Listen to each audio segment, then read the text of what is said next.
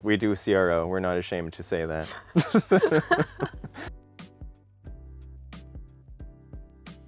If you're a part of this CRO community, then you probably know what we're going to talk about. If you're not, then you're probably just better off, because I feel stupid even making this video, because I find this topic annoying and unnecessary.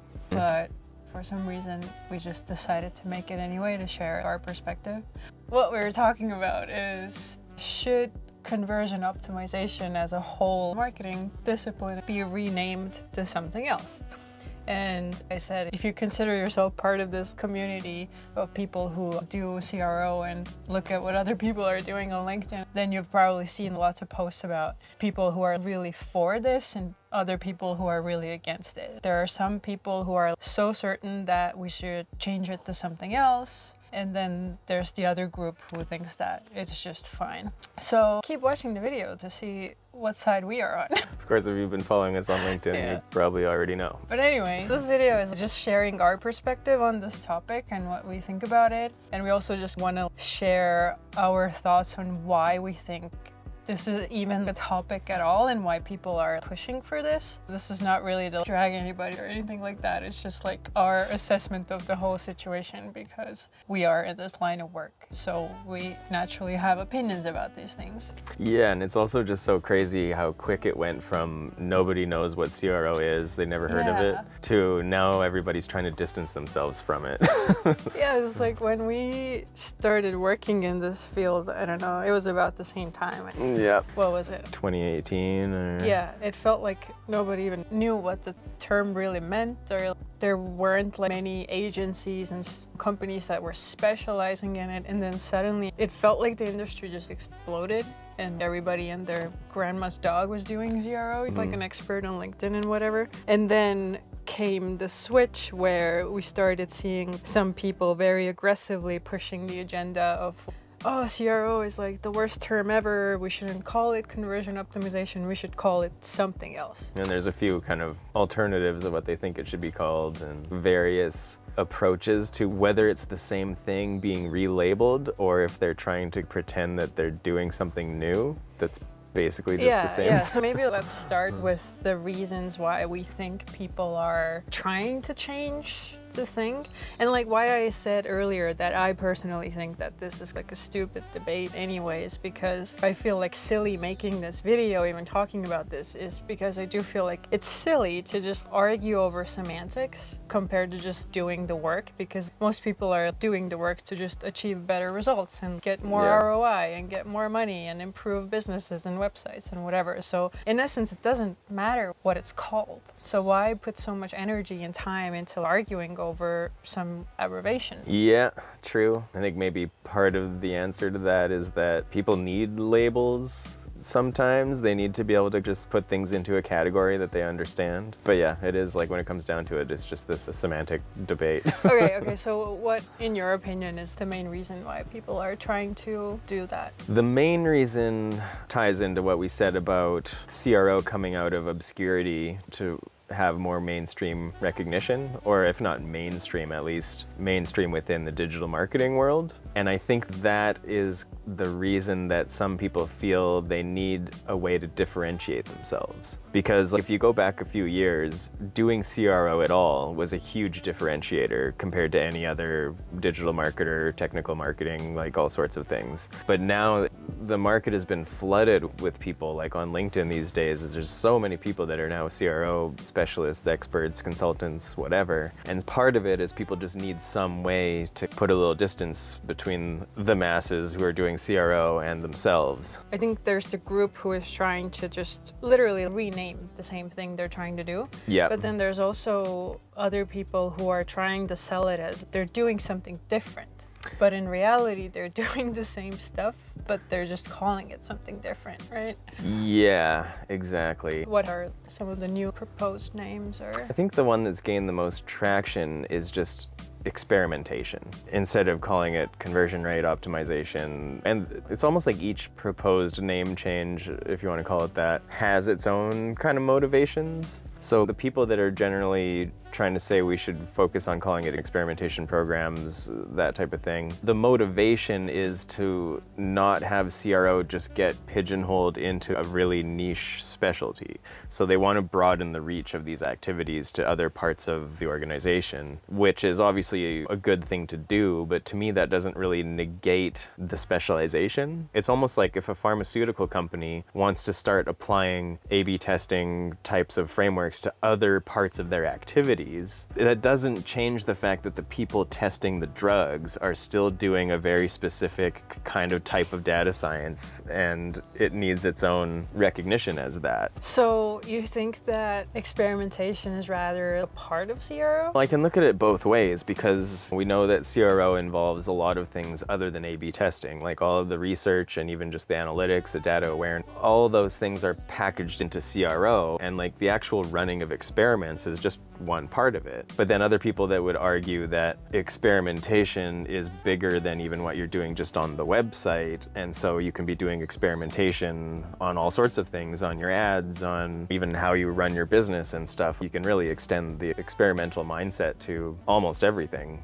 really. So I can see it both ways. And then the people that are saying that we should call it experimentation, they also would categorize all the research and all the other things that go into CRO as just being part of this experimentation umbrella. So they don't isolate experimentation to mean just running the tests. So to me, it makes more sense to look at it as a subset of CRO. But yeah, like I said, I can see it both ways. So there are a couple of other really popular terms these days, which are more geared towards, I don't know, wording it around the customer, if that makes sense. For example, customer value optimization and customer experience optimization. Yeah, and those also have different purposes. Like customer value optimization is more focused on getting more value out of your existing customers. I usually describe it as retention optimization, because that kind of hones in on more of what it's really about. It's when somebody has made a purchase, it's great, but how do you get them to purchase again? How do you get them to purchase more stuff or more expensive things so you can squeeze more value out of it? And then customer experience optimization is almost supposed to be just a drop-in replacement for CRO, but the part that doesn't make sense to me about that terminology is up until they make the purchase, they're not your customer yet. So this is kind of part of it. Yeah, you still need to attract the customer first and convert them actually, right? Yeah,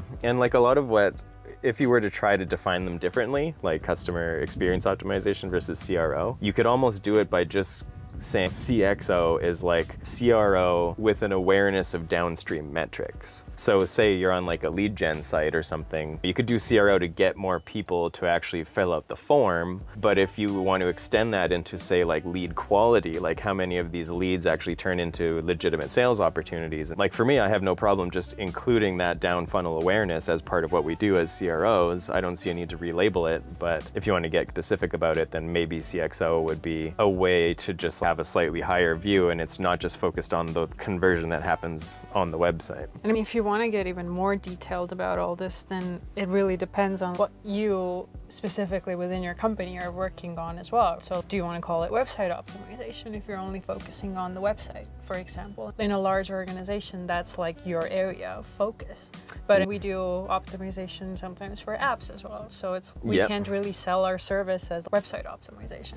Yeah, exactly. Like we take the same principles that we would apply to website conversions, and we go either, we've done it with mobile apps or even just like a SaaS product that's like an in-product area of the web app once you actually sign up for it. And one of the things that's helpful for me is I just broaden my definition of what a conversion is, because people get really attached to conversion means they're on the website, they take the main action on the website. And to me, that's one of it. But if you look at more of a dictionary definition of what converting something is, it's just changing something from one state to another. So the most common one in CRO is changing a website visitor into a customer. You can apply that same kind of framework to almost anything, like converting somebody who arrives on the website into somebody who takes some action on the website, for example, if you're focused more on micro conversions leading up to a final conversion, or converting one-time customers into return customers. And you're always interested in the rate. Like you have to, in order to optimize metrics, you have to be looking at the rate of something anyway. So in that sense, it's conversion rate optimization, and it makes perfect sense to me, but I might be a minority in the CRO world at the moment. So basically, you think that we should just leave it as it is and call it conversion optimization across the board? Yeah, I think so. And we skipped one of the other main reasons that people want to distance themselves from CRO, and that's because there are, with anything, with any discipline, there's going to be unscrupulous people doing it and giving the term a bad name. So people who just come in with kind of hacky solutions and overusing things like urgency on a website or other psychological triggers and stuff like that. So yeah, there are people who are giving CRO a bad name by taking kind of a hacky, irresponsible approach to it, focusing too much on the short-term gains. That is also just like such a interesting solution to the problem. Then it's okay, we have these people in our community or industry that are mudding the name of the whatever we're doing, so let's change the name. But then there will be other people who kind of mess up that name, so that's not really like a long-term strategy though. It's like every year you're going to keep renaming the thing that you're doing, and I think at the end of it, it's also going to bite the industry in the ass, because it's going to be harder for people to sell their service, because clients or people who are just getting into it and don't really know what it's actually called, then they're going to be more confused because everyone is calling it something different and they're not sure how like even navigate this world, and every year there's a new term they have to get on board with. And so I think as a long-term thing, it's going to hurt the industry as a whole when people put more energy into just arguing over semantics than doing the actual work, right? Yeah, definitely. At some point, if we just choose a new name, then there's going to be the same, maybe not the same ones, new unscrupulous individuals who will tarnish the reputation of that name too. So at some point, the white hat CROs, we're going to have to make a stand and defend whatever term it is that we're kind of labeling ourselves as. And I say, let's just do that now and just skip to the part where we focus on educating not just the industry, but potential clients and stuff about how to do CRO properly, how to take a responsible long-term approach to it and distance ourselves from the shady practitioners that way, rather than just giving up the term to them and then trying to make our stand on some other terminology.